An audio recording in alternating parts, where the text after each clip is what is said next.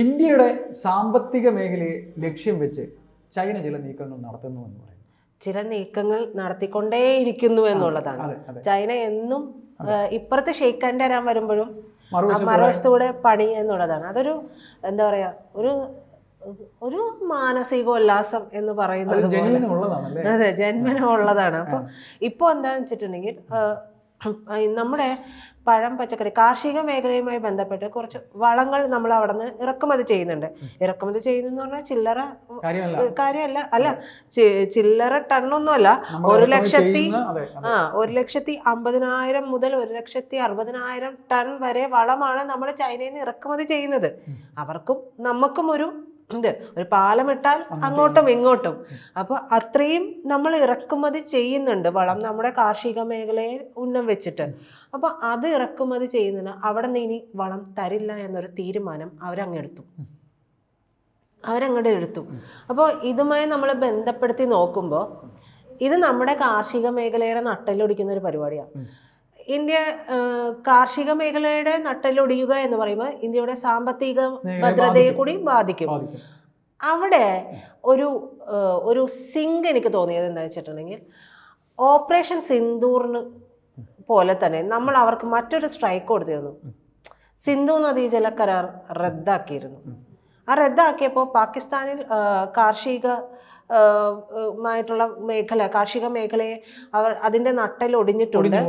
അവിടെ ജല ദൗർലഭ്യം വളരെ കൂടുതലായിട്ടുണ്ട്. നമ്മളോട് പലതവണ വന്ന് പറഞ്ഞു, ഞങ്ങൾ സംസാരിക്കാൻ തയ്യാറാണ്, നിങ്ങളൊന്ന് സംസാരിക്കൂ എന്നൊക്കെ പറഞ്ഞപ്പോഴും നമ്മൾ പറഞ്ഞത്, ഭീകരത അവസാനിപ്പിക്കാതെ ഇനി അതിൽ നിങ്ങൾ നോക്കേണ്ട ആവശ്യമില്ല, ഞങ്ങൾ ആ വഴിക്ക് വരില്ല എന്ന് തീർത്തു പറഞ്ഞു.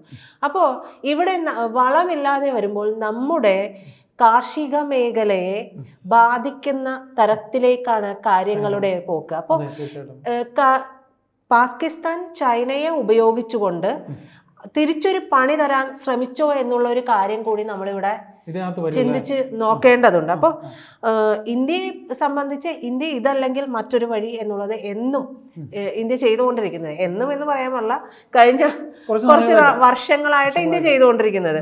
അപ്പൊ ഇപ്പൊ നമ്മുടെ തീരുമാനം എന്ന് പറയുന്നത് ഇതിനെ മറികടക്കാനായിട്ട് ജോർദാനിൽ നിന്നും യൂറോപ്പിൽ നിന്നുമൊക്കെ ഈ പറയുന്ന വളം ഇറക്കുമതി ചെയ്യുന്നുണ്ട്.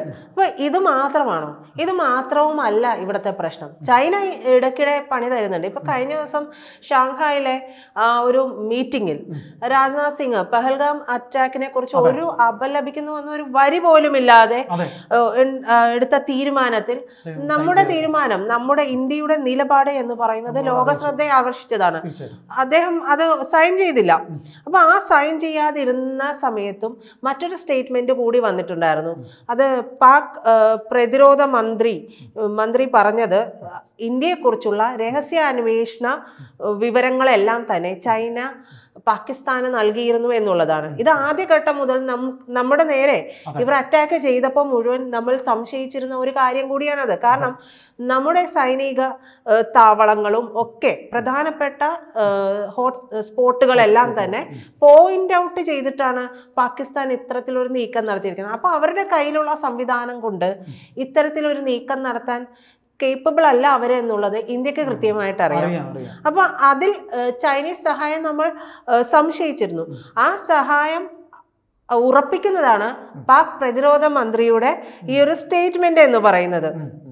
അപ്പോൾ അതിൽ ചൈന ഷെയർ ചെയ്തിട്ടുള്ളത് ഈ പറയുന്ന എന്താ പറയുക, ഇന്ത്യൻ എയർ ഡിഫൻസ്, മിസൈൽസ്, ആകാശപാത, ഇതുമായി ബന്ധപ്പെട്ടിട്ടുള്ള എല്ലാ വിവരങ്ങളും, സാറ്റലൈറ്റ്, അവരുടെ ചൈനീസ് സാറ്റലൈറ്റ് വഴിയുള്ള കാര്യങ്ങളാണ് എല്ലാം കൊടുത്തിരിക്കുന്നത്. അപ്പം ഈ കൊടുക്കുന്നത് വഴി ഇവരുടെ ബന്ധം കുറച്ചുകൂടി ഊട്ടി ഉറപ്പിക്കപ്പെടുകയാണ് ചെയ്യുന്നത്. അതെ, ചൈന പാക് ബന്ധം. അപ്പം ഈ ചൈന എന്ന് പറയുന്നത് എന്നും ഇന്ത്യക്ക് ഒരു ഭീഷണി തന്നെയാണ്. അതായത് ചൈനയ്ക്ക് നമ്മുടെ വളർച്ച ദഹിക്കുന്നില്ല എന്നുള്ളതാണ്. കഴിഞ്ഞ ദിവസം എന്താണ് സംഭവിച്ചത്? നമ്മുടെ പ്രതിരോധ മന്ത്രി രാജ്നാഥ് സിംഗിന്റെ തീരുമാനത്തിന് ഒപ്പം അതിൽ മിണ്ടാതെ നിൽക്കേണ്ടി വരുന്ന ഒരവസ്ഥ സകല രാജ്യങ്ങൾക്കും വന്നു. അതെന്തുകൊണ്ടാണ്? വളർച്ചയുള്ള ഒരു രാജ്യത്തിനൊപ്പമേ മറ്റു രാജ്യങ്ങൾ നിൽക്കൂ. അതെ, ചൈനയെ അംഗീകരിക്കാൻ തുടങ്ങിയത് എന്ന് മുതലാണ്? ചൈനയുടെ വളർച്ച ഉണ്ടായി തുടങ്ങിയപ്പോഴാണ് എല്ലാവരും ചൈനയെ ഒബേ ചെയ്യാൻ തുടങ്ങുന്നത്. ആ രീതിയിലേക്ക് ഇന്ത്യ എത്തി. അത് ചൈനയെ സംബന്ധിച്ച് സഹിക്കുന്ന കാര്യമല്ല. അപ്പോൾ ഈ ഭീകര സംഘടനകളെ പാക് പിന്തുണയ്ക്കും എന്നുള്ളതുമൊക്കെ മുന്നേ കൂട്ടി കഴിഞ്ഞ വർഷം ഏപ്രിലിൽ തന്നെ നമ്മുടെ അവരുടെ പ്രധാനപ്പെട്ട ഒരു പൊസിഷനിൽ ഇരിക്കുന്ന ആള് പറഞ്ഞിട്ടുണ്ടായിരുന്നു. അപ്പോൾ അത് മാത്രമല്ല, കഴിഞ്ഞ ഇടക്ക് ഇന്ത്യൻ മഹാസമുദ്രത്തില് നൂതന സെൻസറുകൾ ഘടിപ്പിച്ചിട്ടുള്ള ചൈനയുടെ ഷിപ്പ് വന്നിട്ടുണ്ടായിരുന്നു. അതിന്റെ പേര് ഡാ യാങ് യി ഹാവോ എന്നായിരുന്നു.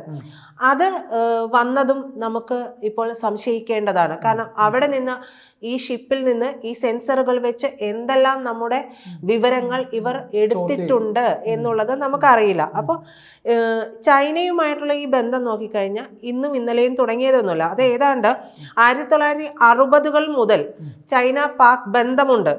ചൈന പാക് ബന്ധം ഉണ്ട്. സൈനിക സഹകരണമുണ്ട്, ഭൗമരാഷ്ട്രീയ സംയോജനം അവിടെ നടക്കുന്നുണ്ട്, ഇതെല്ലാം ഉണ്ട്. അപ്പോൾ 1962 ചൈന ഇന്ത്യ സംഘർഷം അത് ഉണ്ടായത് ചൈന പാക് പങ്കാളിത്തം കുറച്ചുകൂടി ഊട്ടിയുറപ്പിക്കാനുള്ള കാരണമാവുകയും ഒക്കെ ചെയ്തു. ഇതിന്റെ ഇടയിൽ തന്നെ നമ്മൾ നോക്കുമ്പോൾ 2019 അതായത് ഇതിന്റെ ഇടയിലേക്ക് പല വിഷയങ്ങൾ നടക്കുമ്പോഴും പിന്നെ ഇങ്ങോട്ടേക്ക് വരുമ്പോൾ 19 നമ്മൾ 2019 ഓഗസ്റ്റിലാണ് ജമ്മു കാശ്മീരിന്റെ ആർട്ടിക്കിൾ 370 എടുത്ത് നമ്മൾ മാറ്റുന്നത്. ആ വിഷയം വന്ന സമയത്തും ചൈന നിന്നത് ആർക്കൊപ്പമായിരുന്നു? ചൈന നിന്നത് പാകിസ്ഥാനൊപ്പമായിരുന്നു. ആ രീതിയിലാണ് അവരുടെ പ്രവർത്തനം ഉണ്ടായത്. മാത്രമല്ല 2020 മെയ്യിൽ ലഡാക്കിലെ ഗാൽവാൻ പ്രതിസന്ധി അത് വന്ന സമയത്തും ഇന്ത്യ ചൈന ബന്ധം വളരെ മോശമായ ഒരു സാഹചര്യം ഉണ്ടായിരുന്നു. 2021 അഫ്ഗാനിൽ നിന്ന് US സേനയുടെ പിൻവാങ്ങൽ ഉണ്ടായിരുന്നു. ഇന്തോ പസഫിക് മേഖലയിലെ US ചൈന വൻ ശക്തി മത്സരം ഒക്കെ ഇതുമായി ബന്ധപ്പെട്ടുണ്ടായിരുന്നു. അപ്പൊ ഇതെല്ലാം ഉണ്ടാകുമ്പോൾ ഈ ആർട്ടിക്കിൾ 370 റദ്ദാക്കാനുള്ള തീരുമാനത്തെ പാകിസ്ഥാനും ചൈനയും ശക്തിയുക്തമാണ് എതിർത്തത്. പക്ഷെ അതിനെ മറികടന്നുകൊണ്ടാണ് ഇന്ത്യ ഈ തീരുമാനം നടപ്പിലാക്കിയത്. ഇതെല്ലാം ഇവരെ സംബന്ധിച്ചിട്ട് വലിയ വിഷയങ്ങളാണ്. അപ്പോൾ ചൈനയെ മുൻ പാക് സൈനിക മേധാവി വിശേഷിപ്പിച്ചത് ചൈനയും പാകിസ്ഥാനും സഹോദരങ്ങളാണ് എന്നുള്ളതാണ്. ആ സഹോദരങ്ങളാണ് എന്ന് പറയുന്നത് വഴി തന്നെ അവരുടെ നീക്കങ്ങൾ എന്നും ഇന്ത്യക്ക് എതിരെ തന്നെ ആയിരിക്കും എന്നുള്ളത് ഊട്ടിയുറപ്പിക്കുക കൂടി ചെയ്യുന്നുണ്ട്. ഇതേ സമയം തന്നെ 2049 ലോകോത്തര സൈനിക സേനയായിട്ട് ചൈനയും പാകിസ്ഥാനും ഒക്കെ മാറുക എന്നുള്ള ഒരു ലക്ഷ്യം PLAയുടെ ഭാഗവുമായി ബന്ധപ്പെട്ടുണ്ടായിട്ടുണ്ടായിരുന്നു. അപ്പൊ ഇത്തരത്തിലുള്ള കാര്യങ്ങളെല്ലാം ചൈനയും പാകിസ്ഥാനും തമ്മിൽ നിരന്തരം നടന്നുകൊണ്ടിരിക്കുന്നുണ്ട്. സൈനിക സഹകരണങ്ങൾ നടക്കുന്നുണ്ട്, അതെല്ലാം നടക്കുന്നുണ്ട്. പിന്നെ 2020 24 ഇടയിൽ ചൈന അവരുടെ കയറ്റുമതി ചെയ്ത ആയുധങ്ങളുടെ ഏകദേശം 63% കയറ്റി അയച്ചത് പാകിസ്ഥാനിലേക്ക് കയറ്റി അയച്ചിട്ടുണ്ട്. ഈ വിഹിതം പാകിസ്ഥാന്റെ ആയുധ ഇറക്കുമതിയുടെ 81% ചൈനയിൽ നിന്നാണ് എന്നുകൂടി നമുക്ക് മനസ്സിലാക്കി തരുന്നുണ്ട്. ചൈനയ്ക്ക് പിന്നാലെ നെതർലാൻഡ്സും തുർക്കിയും ഒക്കെ ഇത് ചെയ്യുന്നുണ്ട്. പിന്നീട് വരുമ്പോൾ Chinese JF-17, JF-10 multi role compact എയർക്രാഫ്റ്റുകളുടെ വകഭേദങ്ങളും പീരങ്കികൾക്കായിട്ടുള്ള അനുയോജ്യമായിട്ടുള്ള പ്രതിരോധ വിതരണ ശൃംഖലകളും നെറ്റ്വർക്ക് കേന്ദ്രീകൃത ആശയവിനിമയങ്ങൾ വിവര സംവിധാനങ്ങളെല്ലാം ഈ ആയുധ കയറ്റുമതിയിൽ പെടുന്നതാണ്. ഇതെല്ലാം ഉൾക്കൊള്ളുന്നതാണ് ഇവരുടെ ഈ ആയുധ കയറ്റുമതി. അതെ, ഒരു പാക്കേജ് ആയിട്ട് നിങ്ങൾ അങ്ങ് എടുത്തോ, ഇതാണ് പറയുന്നത്. ഈ നിലവിലുള്ള ഈ വിഷയങ്ങളൊക്കെ കാരണം ചൈനീസ് പാക് സൈനിക ബന്ധത്തെ ത്രഷോൾഡ് സഖ്യം എന്നാണ് വിശേഷിപ്പിക്കുന്നതൊക്കെ. അപ്പോൾ ഒരു ഉടമ്പടിയിലേക്കൊന്നും എത്താൻ കഴിഞ്ഞിട്ടില്ലെങ്കിലും ഈ സഹകരണത്തിന് പരിധികളൊന്നുമില്ല. അപ്പൊ ഈ സൈനിക സഹകരണം അവർ മുന്നോട്ട് കൊണ്ടുപോകുന്നതും ഇന്ത്യക്ക് ഭീഷണി തന്നെയാണ്. നമുക്കത് മനസ്സിലാക്കാൻ കഴിയുന്നതേ ഉള്ളൂ. ഇപ്പൊ ഈ ചൈനയുടെ HQ-9 എന്ന് പറയുന്ന ഒരു 9P എന്ന് പറയുന്ന ദീർഘദൂര മിസൈല്, LY-80 എന്ന് പറയുന്ന മധ്യദൂര മിസൈല്, FM-90 എന്ന് പറയുന്ന ഹ്രസ്വദൂര സർഫസ് ടു എയർ മിസൈലുകൾ ഒക്കെയാണ് പാകിസ്ഥാന്റെ വ്യോമ പ്രതിരോധം. ഇതൊക്കെ ആരുടെയാണ്? ഇതെല്ലാം ചൈനയുടേതാണ്. ചൈനയുടെ ഈ ചൈനയുടേതാണ്. അപ്പൊ നാവിക ആധുനികവൽക്കരണത്തിന് വേണ്ടി C-802 എന്ന് പറയുന്ന കപ്പൽ വിരുദ്ധ ക്രൂയിസ് മിസൈലുകളും anti access and area denial എന്ന് പറയുന്ന പിന്തുണയുള്ള ടൈപ്പ് അന്തർവാഹിനികളും ഒക്കെ ഈ പറയുന്ന ചൈന പാകിസ്ഥാന് നൽകിക്കൊണ്ടിരിക്കുകയാണ്. പ്രായോഗികത്തിൽ കൊണ്ട് എത്തിക്കാൻ ചൈനയ്ക്ക് പാകിസ്ഥാന് കഴിയുമോ? ചൈനയുടെ ആളിനെ അവിടെ പോയി ഇതൊക്കെ ചെയ്താലേ ചെയ്യാൻ പറ്റുള്ളൂ. അതിനുള്ള ബുദ്ധിയൊന്നും ഇല്ലല്ലോ. അല്ല, ബുദ്ധി ഇല്ലാതെ നമുക്ക് പറയാൻ പറ്റില്ല. ബുദ്ധി ഉള്ളവർ തന്നെയാണ്. പക്ഷെ ഇവർക്ക് തമ്മിലടി കാരണമാണ് പാകിസ്ഥാൻ. അതെ, പാകിസ്ഥാനിലെ ഒരു സുസ്ഥിരമായ ഒരു ഭരണം. ഇപ്പൊ നമ്മൾ പറയാ 60 വർഷം കോൺഗ്രസ് ഒന്നും ചെയ്തില്ല എന്ന് പറയുമ്പോഴും ഭരണം നടന്നിരുന്നു. ഭരണം നടന്നിരുന്നു. പക്ഷെ പാകിസ്ഥാനിൽ അതല്ല. പാകിസ്ഥാനിൽ നേരെ തിരിച്ചുള്ള കാര്യങ്ങളാണ് നടക്കുന്നത്. അതുകൊണ്ടാണ് ആ രാജ്യം കൂപ്പുകുത്തി താഴേക്ക് പോകുന്നത്. നേരെ ഉയർന്നു വരേണ്ട ഒരു രാജ്യം തന്നെയാണ് പാകിസ്ഥാനും.